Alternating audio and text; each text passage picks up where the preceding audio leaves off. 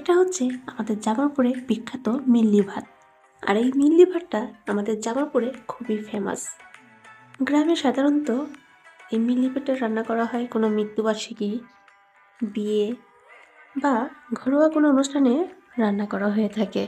এক কথায় বলতে গেলে ঐতিহ্যবাহী একটা খাবার আমাদের জামালপুরের। আর এটা রান্না করা হয় চালের গুঁড়া আর গরুর মাংস দিয়ে। এটা তো বললাম আমাদের জামালপুরের অঞ্চলের। এখন আপনাদের অঞ্চলের একটা করে বিখ্যাত খাবারের নাম বলে যাবেন। আর হ্যাঁ, আমার ভিডিওটা যদি ভালো লাগে অবশ্যই লাইক, কমেন্ট, শেয়ার করে পাশে থাকবেন। ধন্যবাদ সবাইকে। আর এতক্ষণে ভিডিওটা দেখতে থাকেন।